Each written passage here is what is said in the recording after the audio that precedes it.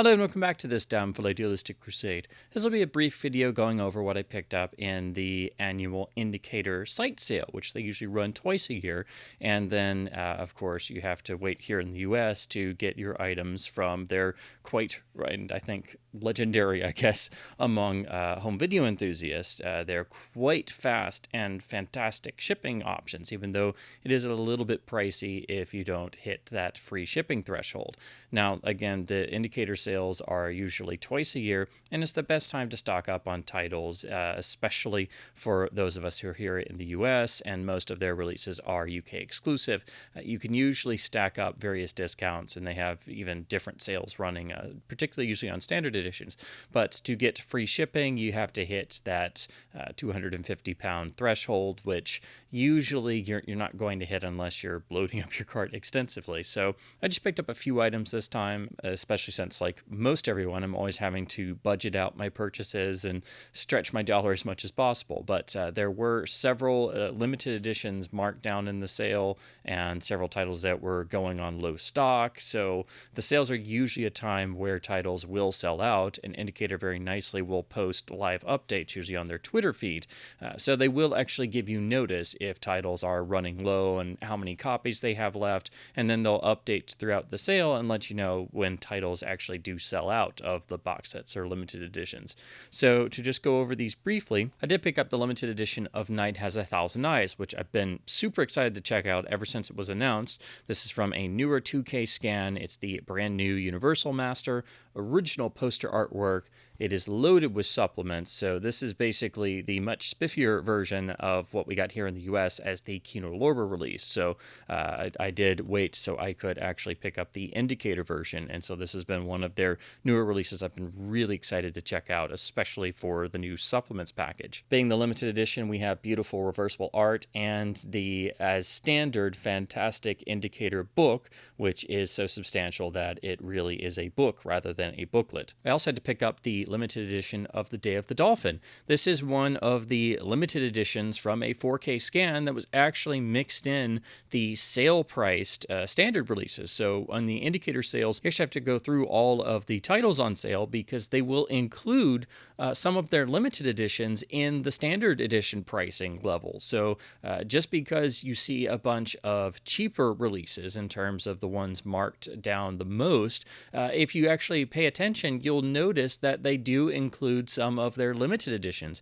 And I'm sure ones like this are getting closer to being in low stock territory. But this is the best release overall in terms of Blu-ray releases because we not only have the beautiful artwork and that this is from a 4K scan and restoration with multiple audio track options, but we also have an absolutely substantial amount of supplements which vaults over the US releases. So this is certainly the release of the film you want to pick up, and it's a really stuffed Indicator release that is coming from a 4K master. And of course, we have the stuffed Indicator book, the disc label using the poster artwork, and the very striking alternate original poster artwork. I also picked up the limited edition of Midway, which was a must for me, as this is one of the handful of Sensurround films. And of course, I'm a sound format geek and have done far too much research and reading about Sensurround. So, of course, I have a great fascination for the handful of Sensurround films. But this is using the old Universal Master, so it's a solid version. The real draw, of course, is having the beautiful original artwork and having the extensive supplements that are a mixture of new and legacy extras. So this is certainly the spiffiest and best release of the film on Blu-ray. The only issue with the Sensurround films, though, is that while they do have different audio presentations, and one of them usually purports to be the Sensurround track, with all of these coming from Universal, we've never actually gotten the real thing, actually. So if you dig into it, basically what is labeled the Sensurround track that Universal cooked up on home video releases is usually a sort of approximation. It's not the real thing, and there were different forms of Sensurround, as Midway did not use the original form, which was only used on Earthquake, and that's another film that's never actually had its Sensurround track released.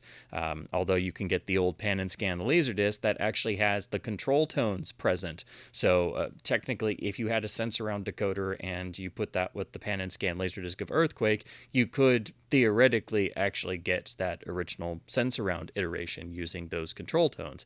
So I really hope that someday the Sensurround films do actually have a proper release with new scans, new transfers, and actually giving us the option to have the original Sensurround tracks. But I'm sure it's all due to them worrying about consumer systems not being able to handle the low bass information, or not being able to recreate the experience, because Sensurround was all about having the gigantic Curvin Vega horn speakers to actually move all of that bass content around the actual theater hall.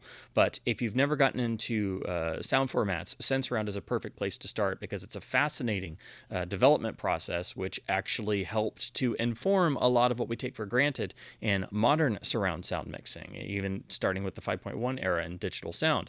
So these films are incredibly important, and at least the sound presentation here will give you an idea of what the actual Sensurround experience was and the what is known as the Mod 2 form, which Midway used. But this is certainly the best presentation of the film on home video and has the most supplements, and of course is much spiffier than the US releases. But again, keep in mind it's using the same Universal provided materials. We have beautiful original artwork, we have the stuffed indicator book, and then a really fun choice of having the original Japanese poster as the reversible art. Then I also picked up the limited edition of MacArthur. It kind of goes hand in hand with Midway. And again, anytime you can pick up an indicator limited edition that's marked down in the sale, so it's basically the same price as one of the standard editions, I think these are really the no-brainers to pick up during the sale, because it's very likely these limited editions will drop down to low numbers and very quickly sell out during the sale, because you're getting more for your money by being able to get the limited edition for the price of one of the standard editions. And again, it kind of goes hand in hand with Midway, so I felt it made a nice sort of double feature pairing. We again have really well-produced, striking original artwork, and a fantastic supplemental features package. So this is certainly the spiffiest and most comprehensive presentation of the film, but this is the pre-existing HD master. So it's sort of a balancing act. You do, if you're interested in trying to get more of the releases that are from new scans and masters, you do have to sort of differentiate them in terms of looking closely at the site descriptions. But at the very least, Indicator always will tell you what the source is. So if you're like me and you do want to try and focus on newer scans and things at times, during one of their sales on every single release, you can actually look at the information on the site listing and be able to tell if it's an older HD master or pre-existing one, or a new 2K or 4K master they're working from. But on the flip side of that, even when it's an older HD master, the indicator presentation quality standards, the packaging, the artwork, the book, and the limited edition, and of course the supplements really make it the version to go for, even if it's not a new master. Of course, inside we have beautiful original artwork, we have the stuffed indicator book, and then a striking original poster as the alternate artwork. And then last but not least, I did pick up one of the box sets I've been really looking forward to. And the sales are usually the best time to stock up on box sets, in particular for the UK exclusive releases when you're here in the US. So this is one I did wait a little bit on, because I knew I'd be able to probably catch it in the next sale. And usually there's a slight cutoff in terms of usually each sale is all indicator releases up to a certain point. So it's usually, I think, about a 2 to 3 month cutoff in terms of if there's a particular newer release that you're wanting to pick up, but it's not included in this sale, then chances are it'll probably be in the next sale, which is usually around October of each year. So I was finally able to pick up Universal Noir Volume 2 to match their beautiful Volume 1, and this done in the same incredible style as their must-own Columbia Noir releases, which are real reference sets. These are no exception. The indicator box sets, I think, are without question the finest in all of physical media in this day and age, and each one is basically a reference piece due to the presentation of the films, the beautiful box quality, the incredible book they contain, and of course the wealth of supplements about not just the films themselves, but the world of the films, and also all of the associated cast and crew of each film. So these are essentially reference works. Each one is absolutely outstanding, and as you can see, the supplements are absolutely stuffed. We have the typical, what's referred to as a sort of belly band, which is removable, and then we have the same style as the first volume and the Columbia Noir box sets and most indicator releases, of a really beautifully chosen striking image on a striking, simple background color. We have the films in their custom digipacks, which slide out and all feature absolutely gorgeous original artwork in the same style as the other noir volumes. So if you've picked up and enjoyed any of those, as you should, this is, of course, a no-brainer. But if you were to wait for the standard editions, they do reissue the films once the box sets sell out. But you lose all of the incredible packaging, the digipacks, and most notably, you lose the absolutely incredible books that come with these. And by books, I mean they are, of course, hardbound, absolutely fantastic books that could be sold in a bookstore as a standalone, and that's how impressive they are. And this book is no exception. It's at the same fantastic quality level of all of the box set books. So these are certainly, I think, the premier and sort of top tier indicator releases, and the releases I think you should focus on most. And they are definitely, worth their weight in gold in terms of the level of quality care and the supplements put into these, because that basically makes these into really physical media reference works. That's what I refer to these box sets as, and it will certainly take you quite an amount of time to go through every last element of each of these box sets, and then it basically sits on your shelf like an encyclopedia or a reference book in the reference section of a library. They really are, I think, the finest in physical media in terms of really being reference works in terms of box sets and covering films in all aspects as best as humanly possible. So I was just happy to finally be able to pick this up. But I will say I did notice one thing, and I know some fans have commented on this before, but when you get this, it's just a slight bit different in terms of the actual dimensions compared to the other noir boxes in the usual indicator size. So if you were to hold them side by side, they're just a little bit different. So this volume 2 it's seemingly a little bit shorter, but also it seems a little bit slimmer. Just you wouldn't notice it unless you're putting them side by side and you've got them in your hands. It's still the same excellent quality in terms of the craftsmanship and how they're put together. But if you have them on a shelf, you'll notice that the dimensions are just a little bit different. So if that sort of thing bugs you, or if you have custom shelves that are sized for particular dimensions, you'll want to keep that in mind, that the Volume 2 is just a little bit different in terms of the dimensions. And then nicely, they did include one of their little pack-in inserts, which is basically just a hype insert for various releases. But these are so beautifully printed, and then, of course, feature artwork from new and upcoming releases, that these in and of themselves are kind of nice to hang on to. They're basically nice little promotional pieces. And so whenever you order from Indicator, you might get something like this, or they might have one of their bonus pack-ins of some lobby cards or other inserts. So occasionally they will include really nice promotional pieces or tie-ins. So it's nice getting these because they're so nicely done that you can just have them as display pieces on your shelf, or put them on your refrigerator or something like that, because they're so nicely done. So even these little promotional pack-ins are nice little collectible pieces. So this is just what I picked up in this most recent Indicator sale, and this is always the best time to stock up on Indicator releases, especially for fans here in the US, because you can get quite a substantial amount for your money with the savings. And even if you're not going for the free shipping threshold, and the shipping can be a little bit pricey, if you actually budget it out, you can actually still have incredible and substantial savings with the markdowns and even factoring in the shipping cost. And this is international shipping, and it's so well packed and protected and so quick that it's really, I think, the best in the business in terms of physical media boutique labels shipping, and the speed at which your order gets to you all the way from the UK is just always incredible.